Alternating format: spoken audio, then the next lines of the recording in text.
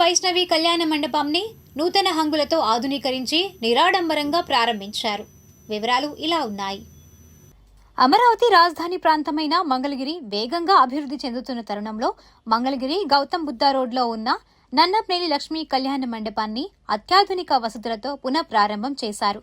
ముందుగా నన్నపనేని నాగేశ్వరరావు కుమార్తె నన్నపనేని పావని వినాయకుడి విగ్రహానికి ప్రత్యేక పూజలు నిర్వహించారు. అనంతరం రిబ్బన్ కట్ చేసి కళ్యాణ మండపాన్ని ప్రారంభించారు. ఈ సందర్భంగా నన్నపనేని లక్ష్మీ చిత్రపటాన్ని ఆవిష్కరించారు.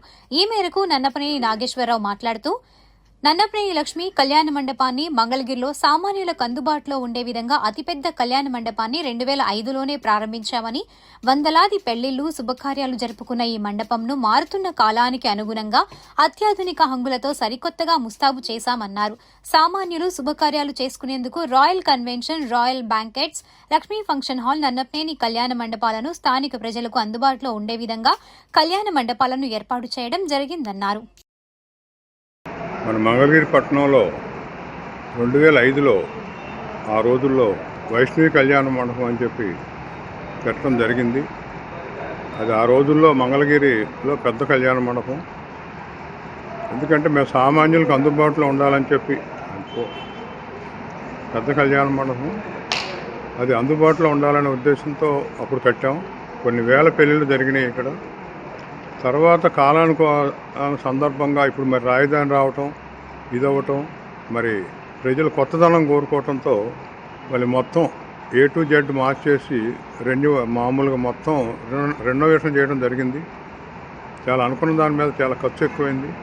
ఖర్చు గురించి కాదు, మనం సామాన్యుడికి అందుట్లో ఇవన్నీ కూడా యావరేజీ వాళ్ళు వచ్చే ఇది ఫ్యాన్ లేకుండా యావరేజీ వాళ్ళకి అందుబాటులో ఉండాలనే ఉద్దేశంతో ఈ కార్యక్రమం మరి చాలా ఖర్చు పెట్టి చేశాను. ఎందుకంటే సామాన్యుడు ఎవరైనా కూడా పెళ్ళి అనేటప్పటికి ఆ ఫోటో షూట్లకు కానివ్వండి, మామూలు దేనికి కానివ్వండి, కొంచెం అందంగా ఉండాలనుకుంటూ ఉన్నారు. ఇప్పుడు ఈ పెద్ద పెద్ద కళ్యాణ మండపాలు అందరూ చేసుకోలేరు. అందుట్లో మేము సామాన్యులకు అందుబాటులో మరి మొదల నుంచి ఇక్కడ కాదు, నాకు ఇంకా 4 కళ్యాణ మండపాలు ఉన్నాయి. దాంట్లో కూడా మామూలుగా సామాన్యులకు అందుబాటులోనే చేస్తూ వచ్చాను నేను. మీ అందరూ తెలుసు, రాయల్ కన్వెన్షను, రాయల్ బ్యాంకెట్టు, అట్లానే అందరికీ అందుబాటులో అన్ని కార్యక్రమాలకి లక్ష్మీ ఫంక్షన్ హాలు చినకాకాని వైజాన్షన్లో చేయడం జరిగింది. దాన్ని మామూలుగా ప్రజలు ఉపయోగించుకోవాలని కోరుకుంటున్నాను నేను.